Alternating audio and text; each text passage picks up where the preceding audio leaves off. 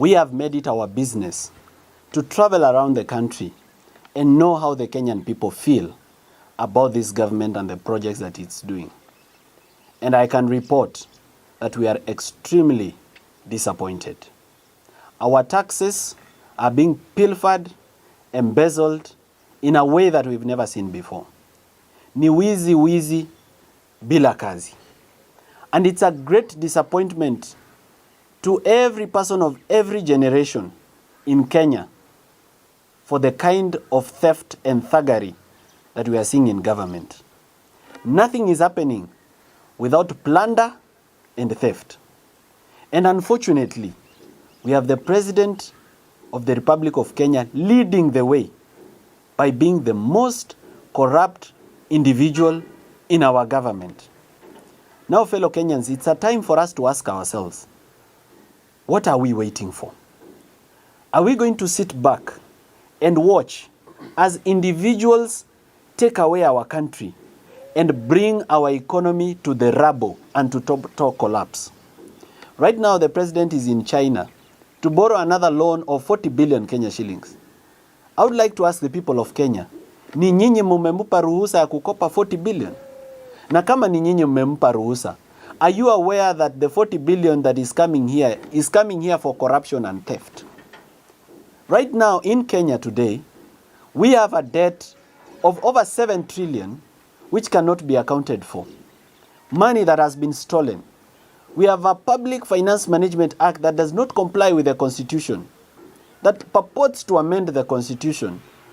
Tuko na sheria ambayo inakubalia serikali yetu kufungua account za serikali nje ya nchi bila ruhusa ya bunge.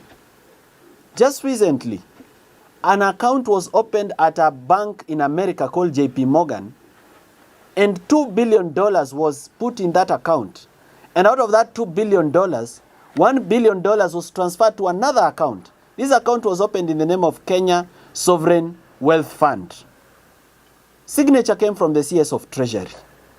And they opened another account in Qatar, and $1 billion was stolen. $1 billion is 130 billion Kenya shillings. Right now, we are being told that the best way to build our country is through public-private partnership, where the president is purporting to lease our airport, a national pride, a strategic asset to the nation, the gateway to our country. This is something that affects national security, and our president is willing to give our airport to corrupt Indians to run it. For 30 years, he should have even given the lease to the end of his term, but he's willing to give our airport for 30 years. This thing called public-private partnership is used to do money laundering in our country.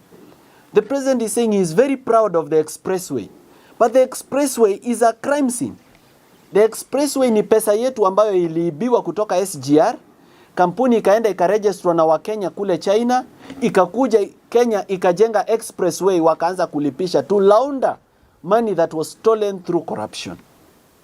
We've been to Nyandarua, where there is the Captain Ndunyunjeru Road, which is Mau Mau Lot 4. We've been to Ikumbi Road in Kigumo. We've been to Olengoroni Stadium in Nakuru. We've been to Kamarini Stadium in Elgeyo Marakwet. We've been to the Kipkaren Water Treatment Project in Uasin Gishu. We've been to the Kangundo Road Wakulima's Market. We've been to Makweni, Katuake, Nunguni Road, which was allocated 362 million and 255 million already stolen, and there is no road. We've been to Kabonyo Kanyagwal, a project worth 2.5 billion. That there is nothing to see. We've been to Kisumu, Afri-Cities Convention Center, and got Nanga Barube Road in Siaya, which are stalled, and Kanyadhiang Kadel Road in Homa Bay, and Mbita Sindosori Road. And all these are investments by this government where money is stolen and nothing is done. Wakenya wenzangu, ni vizuri tuanze kujiuliza kama ni kweli tumewapa wanasiasa ruhusa ya kuiba pesa za wananchi wa Kenya. The reason we've been traveling around the country is because 70% of the electorate of our country does not understand that corruption affects them. Therefore, this is a call to you, a Kenyan, kama mimi. Ni wakati wako usimame na Kenya. Don't leave this for Morara or this team. It is now your personal responsibility to do the little that you can do in the space that you occupy to change our country. Mjue kwamba 70% ya wapiga kura Kenya wako mashinani na informal settlements. Na kule hata labda hizi televisheni ambazo tunatazama hawatazami hizo. Ni vizuri tujiondoe in our comfort zone, tuende mahali wako kwa ground. Tuzungumze nao. Kwa sababu watu ambao wako mashinani wanafikiria kwamba ufisadi ni mambo ya watu wa Nairobi. Kwa sababu mtu ambaye yako mashinani hajawahi kuna wengine hawajawahi kuguza milioni ama hawajawahi kuguza 500,000. Sasa ukimwambia bilioni 5 ama bilioni 12 imeiba from treasury, hawaelewi and they are not able to connect. Ni vizuri tuende tuwazungumzie waelewe kwamba hiyo barabara ambayo iko karibu na wao imeibwa.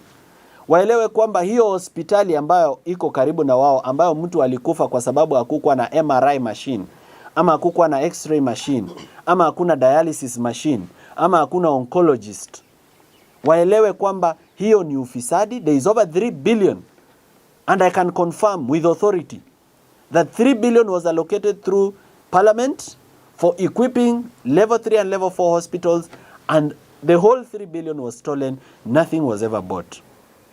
Kwa hivyo Mkenya popote ulipo, ujue kwamba hii kazi sio yetu peke yetu.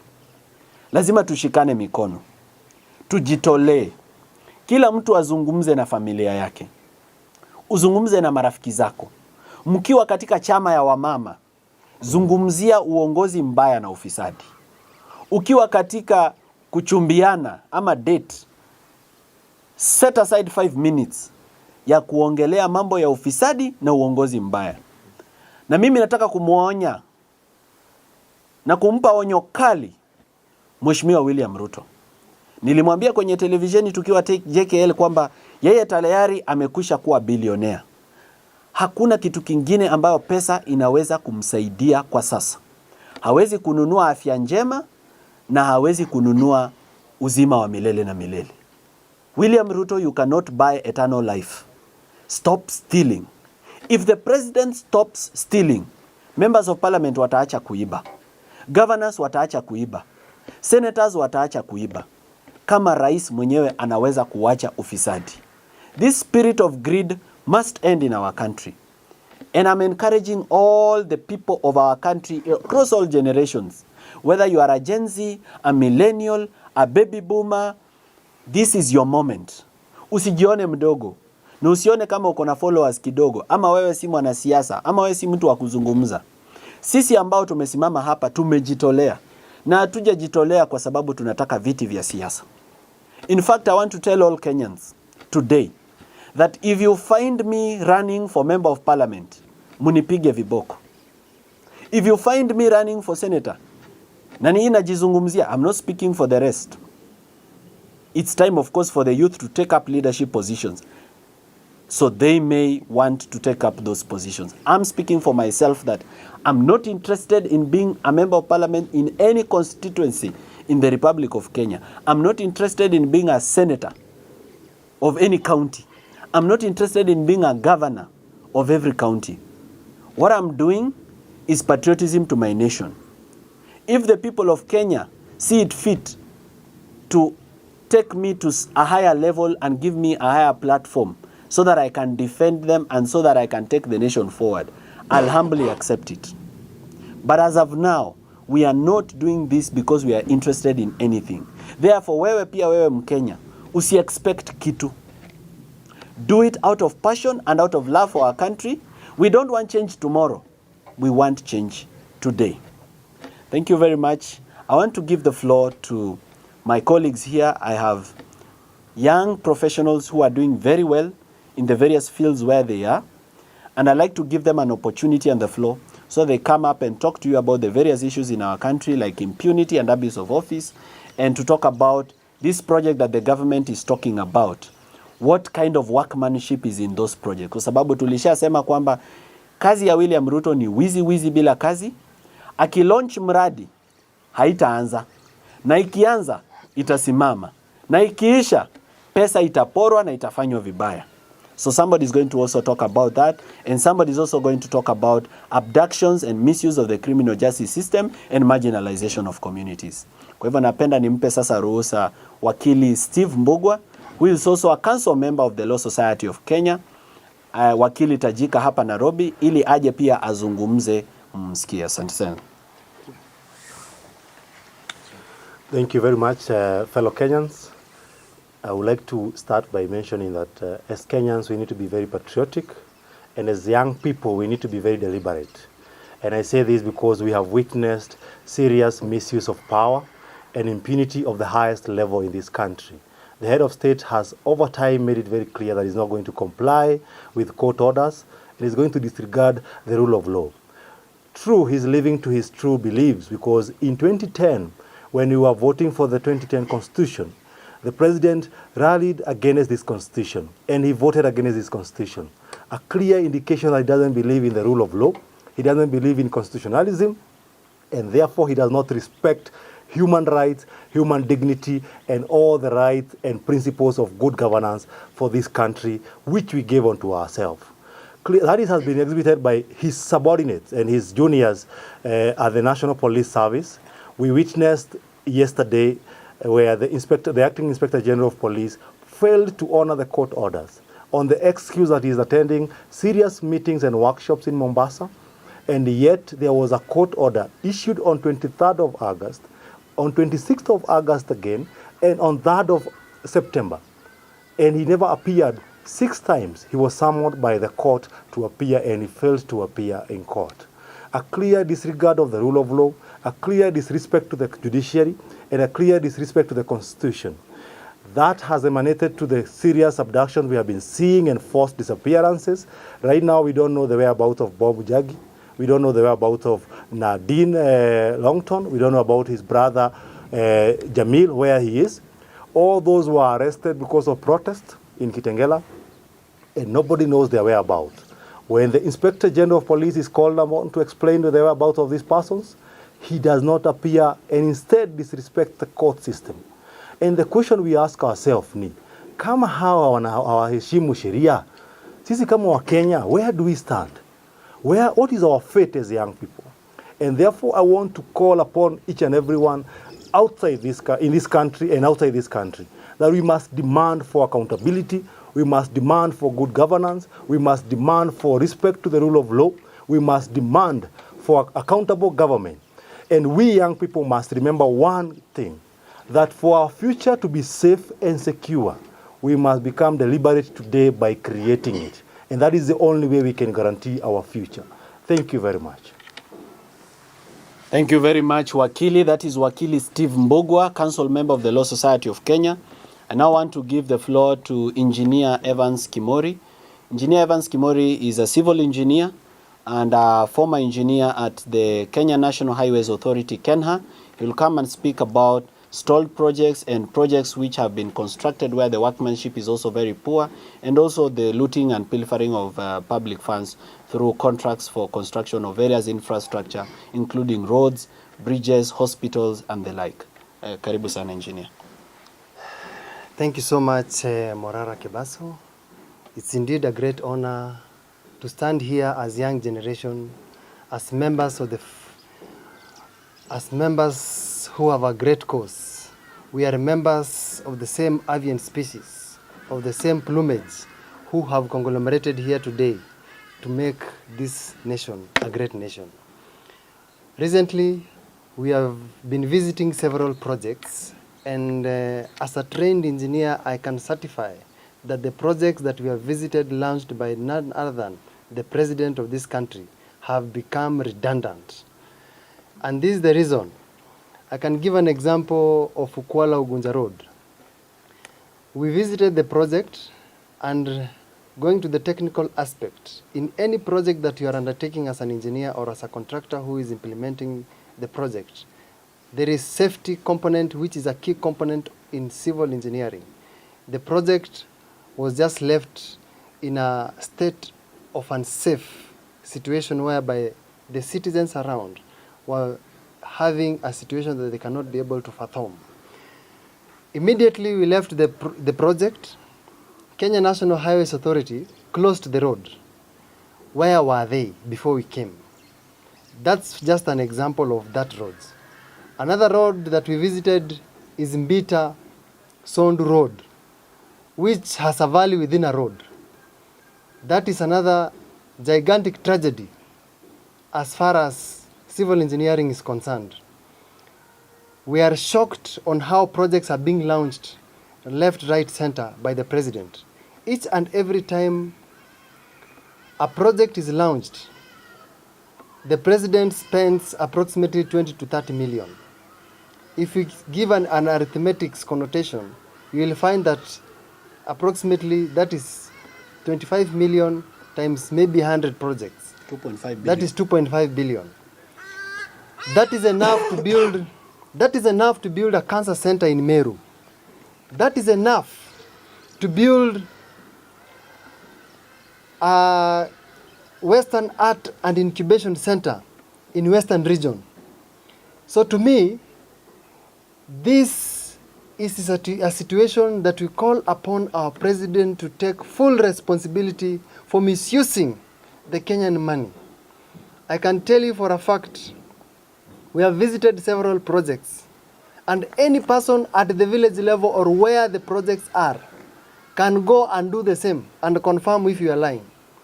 It is indeed shocking that we have had information that the president called the chiefs and instructed them to remove his name from where he launched the project. In fact, today, as we are speaking, the president is in China to take a loan on behalf of our country so that he can come and launch another road. This is a sad state of the nation.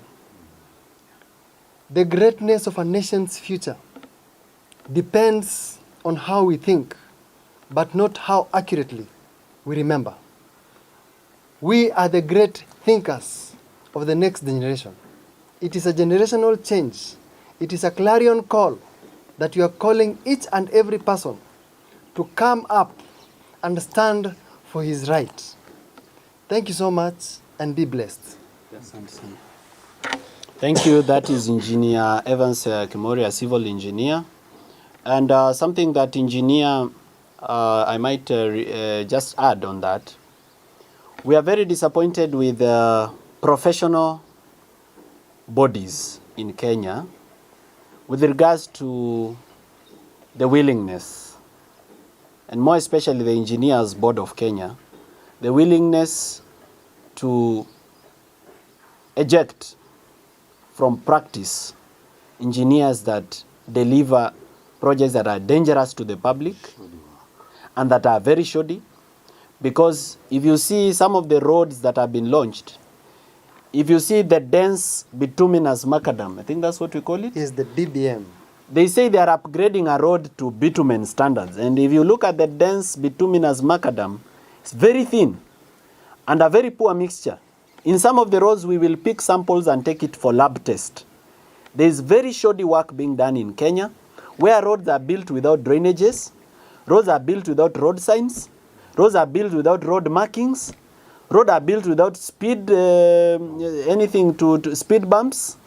Very dangerous roads that will kill people, most definitely. And it has already been proven that lies can kill. Uongo inaua. Already uongo ya William Ruto imeua watu Nithi Bridge. So we need to be very serious about the quality of the things that are being built, because we have hospitals which are being built in a very haphazard manner. The hospital itself is a danger to the patients.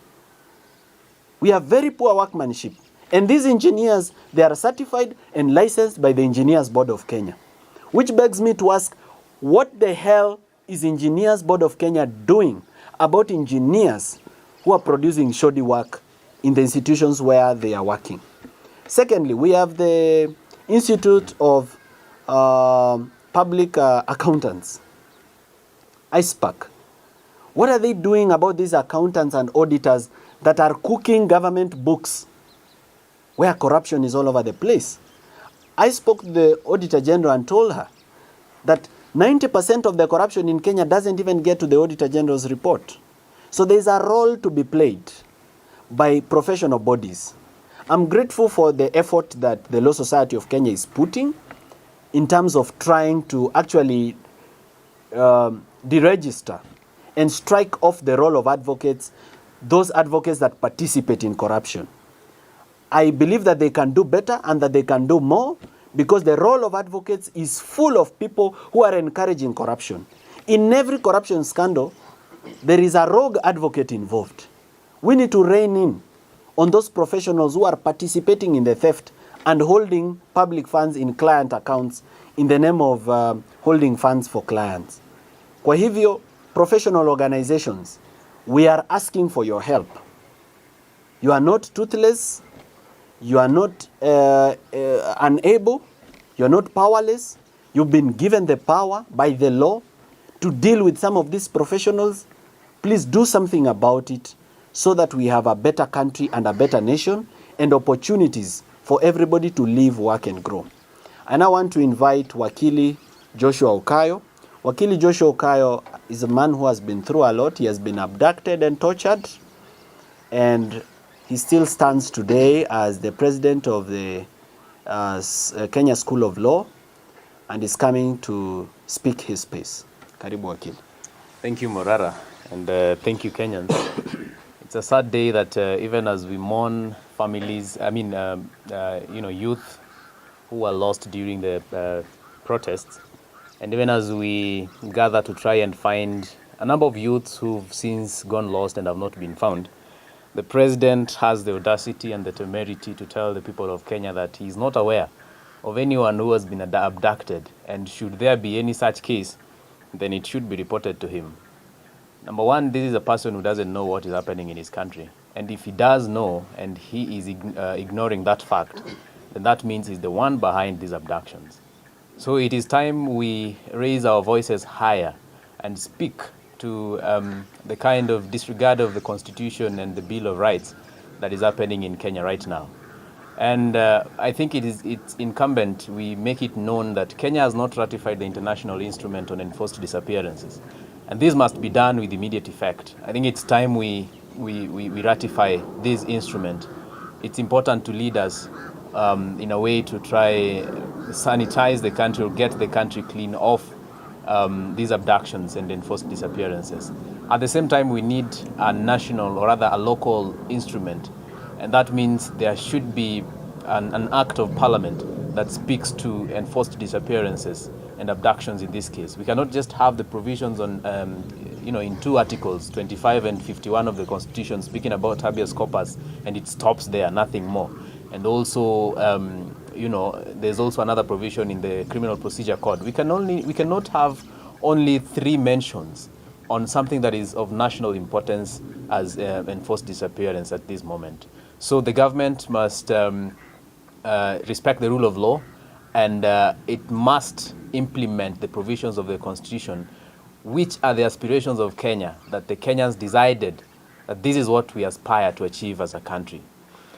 Last week we were touring the Nyanza region, and my colleagues have spoken about quite a number of projects. Kadiel Kanyadhiang, Afri-Cities project in Kisumu, we have the Mbita Sori Sindo Road, and many others.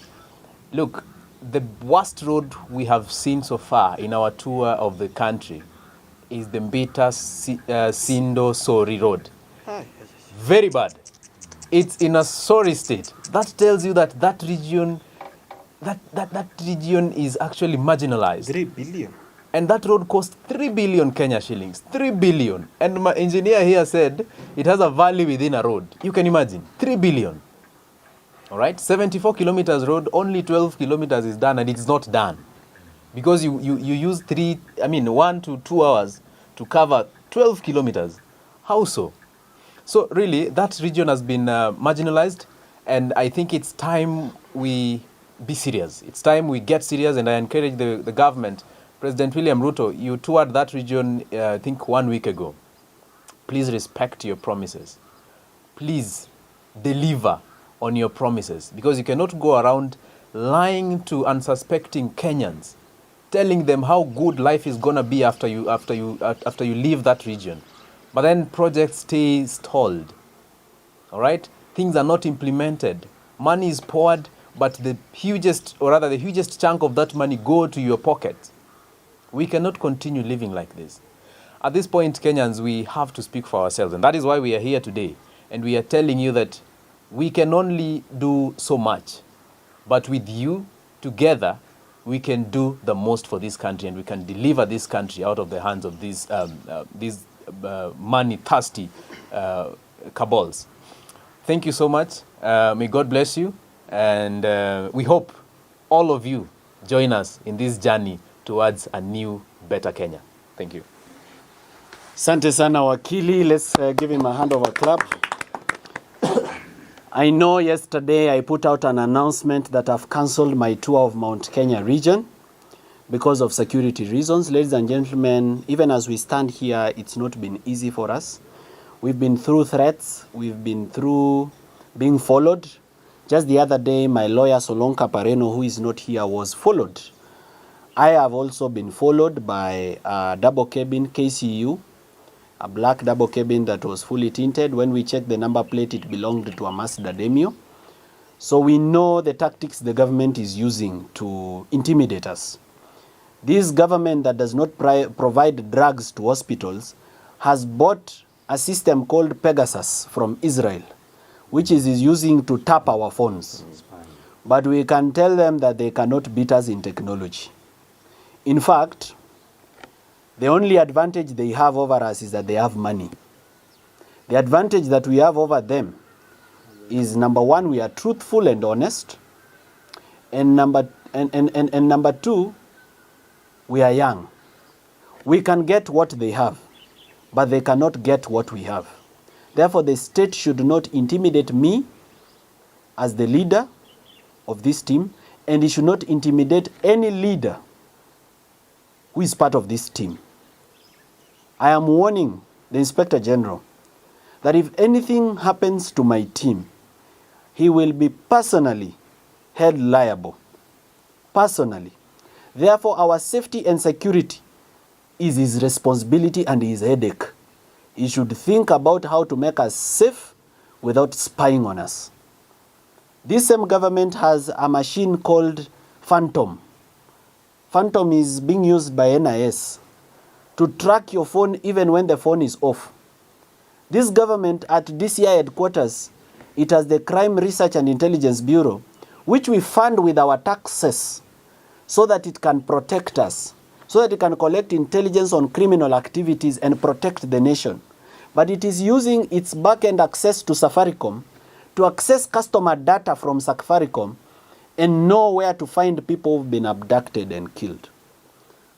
IPOA keeps promising us that it will deliver, but the Independent Police Oversight Authority so far has delivered nothing in terms of defending the people and the families of those who've lost their lives and who've been kidnapped.